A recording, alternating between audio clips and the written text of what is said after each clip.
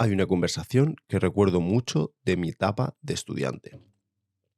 Una profesora defendió que lo único verdaderamente importante en el arte es la idea y que la técnica o las técnicas son secundarias, que si el concepto es fuerte, lo demás no tiene peso. Yo en ese momento no estaba de acuerdo y le pregunté por qué decía eso, que no lo entendía. Y le puse un ejemplo.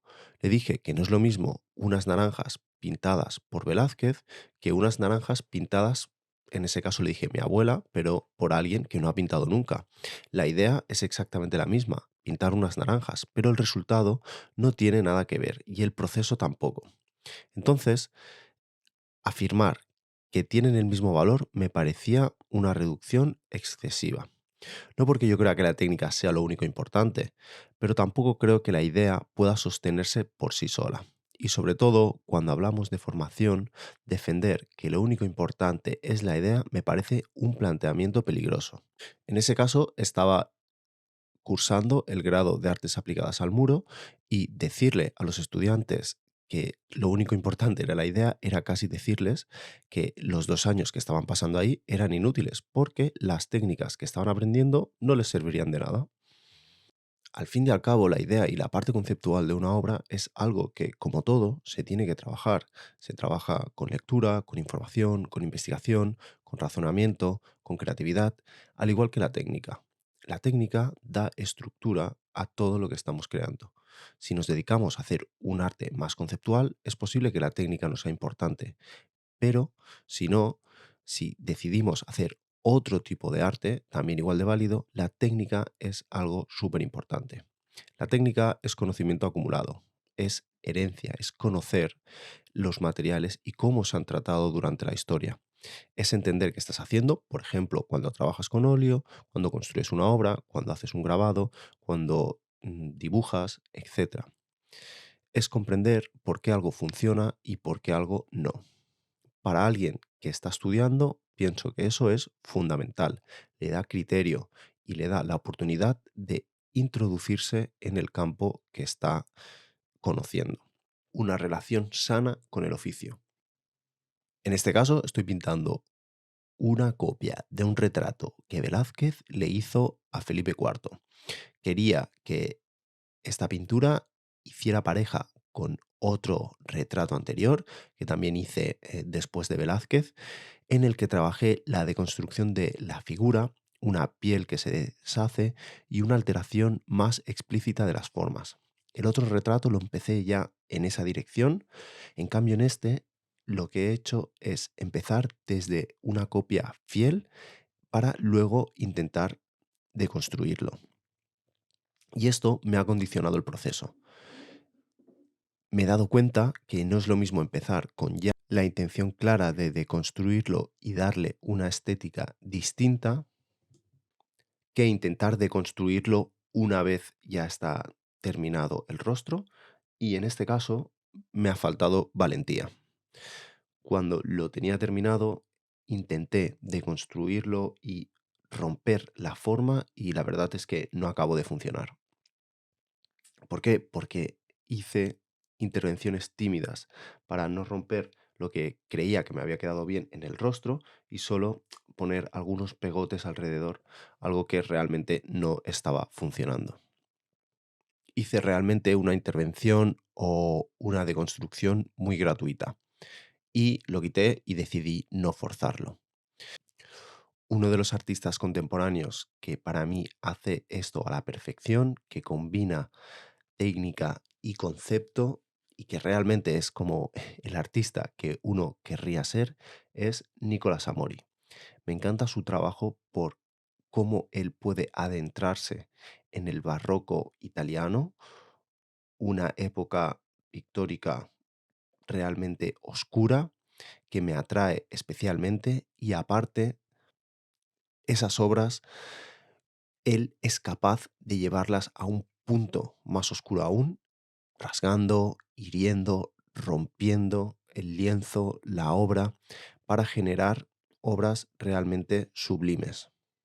Me atrae muchísimo su obra por la parte más clásica, donde el pintor explora las diferentes técnicas o formas de trabajar del barroco italiano y luego cómo consigue deformarlas, destruirlas, sin que parezcan anecdóticas, sin que parezcan simplemente cosas hechas para ser moderno, sino como una herida real en la obra que está trabajando. Vale muchísimo la pena, creo, conocer su obra y descubrir cómo hace esas acciones con valentía y también con sensibilidad. Es como muy crudo, muy explícito, pero a la vez se nota que tiene sensibilidad a la hora de hacerlo, que no es una acción encima del lienzo o de la madera o de la pintura, ¿no? De la obra casual. En su obra considero que los dos mundos de concepto, idea y técnica y proceso conviven y se retroalimentan, generando una obra realmente impresionante. Y no estoy defendiendo que la técnica sea lo único importante. Pienso que la idea es crucial, que orienta la búsqueda personal, pero pienso que en la pintura, y al menos a mí es el camino que me ha servido, interesarme por la técnica y sobre todo la historia o la herencia, conocer lo que se hacía antes, materiales distintos, cómo se construye la pintura, qué es, etcétera, toda la información posible de lo que estoy trabajando me ha ayudado muchísimo a pues evolucionar en este mundo y sobre todo a poder dedicarme no solamente la parte pues química de la pintura, sino cómo aplicarla, cómo mejorar el dibujo, cómo practicar cada día para no quemarme y para no sentir frustración, a mejorar el color, la aplicación, qué pigmentos son mejores, etcétera. Y pienso que un trabajo conceptual también se debe basar en la misma retórica. Investigación, trabajo, lecturas, información, estudio, visitas, etcétera.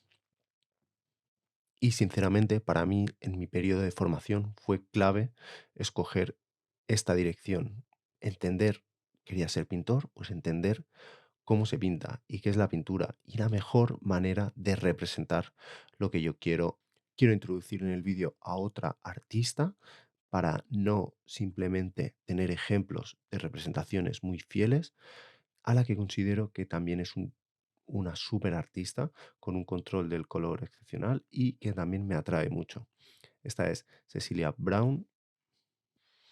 Su trabajo, mucho más gestual y más ambiguo en lo figurativo, que es más cercano al desbordamiento de la materia, me interesa muchísimo también por esa formación y esa deformación pictórica con los pigmentos, ¿no? Con la pintura, cómo es capaz de, con la pintura y con el color, generar esas tensiones en el lienzo y creo que puede ser una, para mí, referencia para ese trabajo más deconstructivo que también estoy haciendo.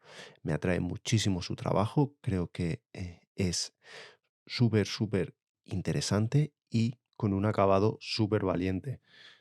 O el mismo Francis Bacon, que al igual que estoy haciendo yo humildemente, trabajó la pintura de Velázquez y fue capaz de generar esa deconstrucción, esa tensión latente en los retratos psicológicos de Velázquez. Velázquez me atrae sobre todo por su capacidad de analizar al modelo y representar así su carácter, ese trabajo más psicológico que hacía al pintar a sus modelos. Y me parece curioso cómo en el siglo XVII la figura central era el rey y Velázquez simplemente pues un trabajador que le hacía un retrato. El poder simbólico pertenecía a Felipe IV, mientras que Velázquez era simplemente el pintor del rey. Pero el tiempo, en este caso, ha alterado las jerarquías.